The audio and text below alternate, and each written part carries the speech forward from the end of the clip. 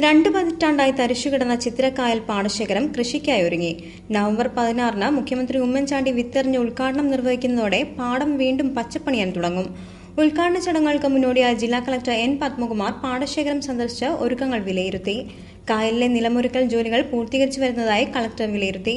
715 acre വരുന്ന ചിത്രക്കായലിലെ 406 ഏക്കറിലാണ് ഈ വർഷം കൃഷി ഒരുക്കുന്നത്. കുട്ടനാട് പാക്കേജിന്റെ ഭാഗമായി 24 കോടി രൂപ ചിലവഴിച്ചുള്ള ബണ്ട് ബലപ്പെടുത്താനുള്ള പ്രവൃത്തികൾ 98% പൂർത്തീകരിച്ചു. പാടശേഖരത്തെ വെള്ളം വറ്റിക്കുന്നത് പ്രായോഗികമാണോ, ബണ്ട് തകരുമോ തുടങ്ങിയ കർഷകരുടെ ആശങ്കകൾക്ക് വെള്ളം വറ്റിക്കഴിഞ്ഞപ്പോൾ പരിഹാരമായെന്നും കളക്ടർ പറഞ്ഞു. തീർച്ചയായിട്ടും നമ്മൾ ഒരു വർഷം മുമ്പ് തുടങ്ങിയതാണ് ഇതിനുവേണ്ടി.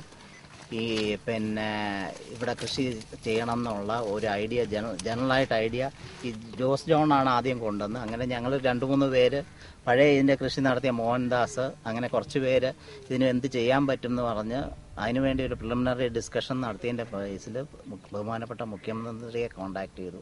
അങ്ങനെ മുഖ്യമന്ത്രി ഇതിന് മുന്നോട്ട് പോകാൻ പറഞ്ഞു. പക്ഷേ നമ്മളിത് ഒരു വർഷം എടുത്തു.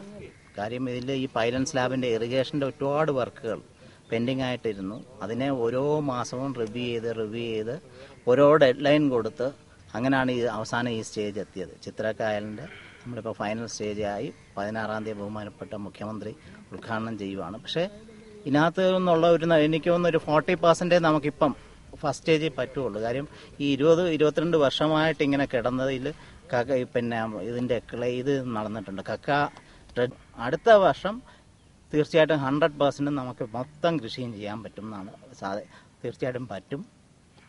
ഈ വർഷം ഏകദേശം 400 ഏക്കറോളം നമ്മൾ ചെയ്യാനാണ് ഉദ്ദേശിക്കുന്നത്. തരിശുകിടന്ന പാടങ്ങളിൽ കൃഷിയിറക്കുന്നതിനുള്ള നടപടികൾക്ക് ആവേശം പകരുന്നതാണ് ചിത്രക്കായലിലെ കൃഷിയിറക്കലെന്നും കളക്ടർ എൻ. പത്മകുമാർ അഭിപ്രായപ്പെട്ടു.